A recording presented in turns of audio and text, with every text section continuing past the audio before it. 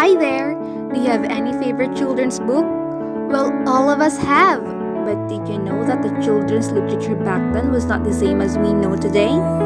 Well, that's what we're going to talk about in this new learning episode. For today, we are going to talk about the history of children's literature during the ancient world, Middle Ages, the Renaissance, 18th century, 19th century, 20th century, and until the present. So what are you waiting for?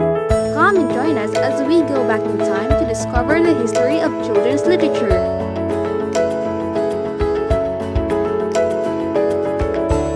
Hello kids! Welcome to the ancient world. Are you ready to discover what this era could bring you? Very good! I'm happy to see you all excited. Let's go! Did you know that children's literature stems primarily out of Greek and Roman traditions? Yes, you heard it right. But during this era, the audience is mostly were the old. However, children like you still enjoyed many of the stories that were told by the fox. I ask you, what kind of stories are you fond of? Oops! Wow! You are into war stories? Amazing! This era is the start of tales like traveling adventures, mystic fables, war stories, magic, and mythology known to all. Yes, you want to ask something? About the famous literatures in this era are the Iliad and the Odyssey. Have you heard about it? Oh, that's so sad. It's okay. You still have more time to read about it. Are you excited of what's the next? Good. It is the Aesop's Fables. It was written by Aesop as a lessons for his children, which remains staple on children's bookshelves. Did you know what this about? These fables were about talking animals. Yes, talking animals, each with a pointed moral or lessons that children gain. This also includes the Torturus and the Hare, which is a story is still told to most children. Alright, lastly, Metamorphoses, written by Roman poet Ovid, also arise from this era. Oh no! The time of your travel is over. Thank you kids for listening. Now you are on board to your next travel. Take care and enjoy your next journey. I hope you learned something from me. Bye! Hello! You're in the Middle Ages of children's literature. Only a little of literature was written for the sole purpose of entertaining children. The production of written work was at a standstill, and most stories were shared orally or through performances. Oral tradition was probably way more extensive and was accessible to every child, no matter their social status. Not every child could read, but most children could listen to stories, songs, and rhymes. Biblical stories and stories about saints were most popular. The lives of saints were used as examples for children. Secular stories were also popular.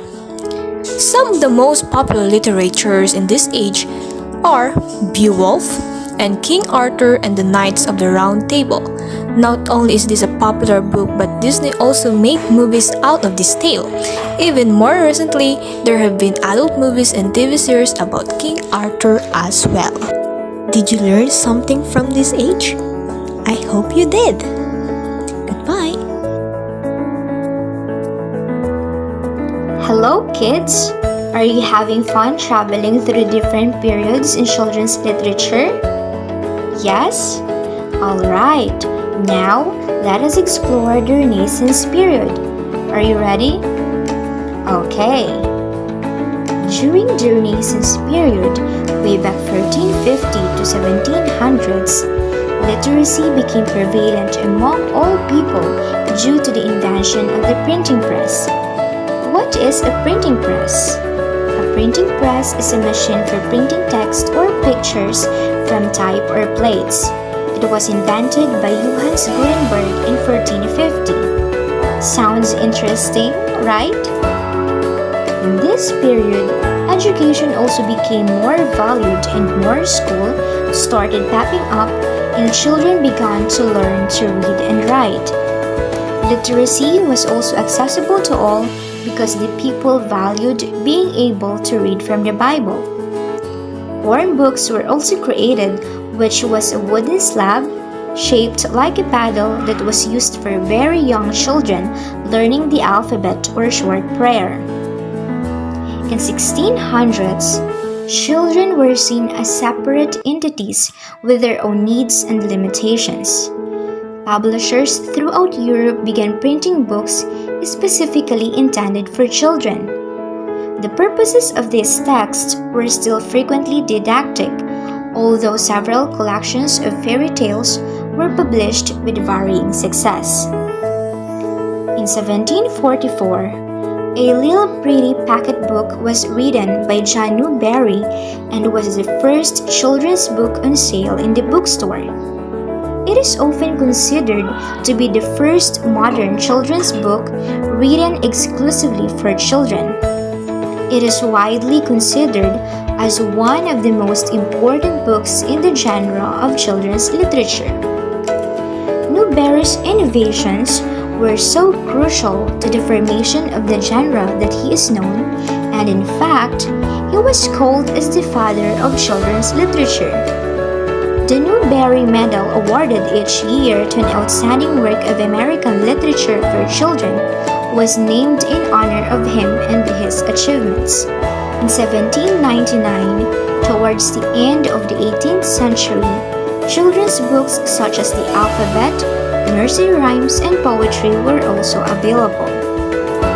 Now, let us go through the different children's literature in this period.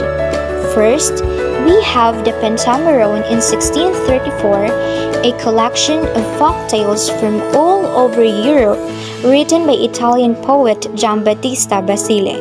The Pentamerone, or the Tale of Tales, contained the earliest known versions of both Cinderella and Rapunzel, two fairy tales that have endured and thrived in present time with some help from Disney. John Comenius also wrote the Orbis Pictus in 1658, which was the first picture book printed specifically for children. Before this, most children just had stories geared primarily for adults. Picture books come in all genres now, and some are geared for children and others for teens and adults. In 1678, The Pilgrim's Progress was also written by John Bunyan to tell stories about adventure and monsters for the purpose of entertaining children. New England Primer, which was written in 1690, is one of the most famous school books of the period, which introduced Puritan children the alphabet through rhymes. Divine and Moral Songs for Children by Isaac Watts in 1720 was also created. It is one of the first poetry books meant for children. One of his songs is entitled Joy to the World. This song is still present in school choir performances. In 1729, Tales of Mother Goose was also written to tell fairy tales. And in 1744, A Little Pretty Pocket Book was written by John Newbery, and the volume was heralded as the true first book intended for children's pleasure reading. In 1791, Tales from the Arabian Nights was also written. I hope you enjoyed your time spending in the Renaissance period. See you again, kids! Have a safe journey!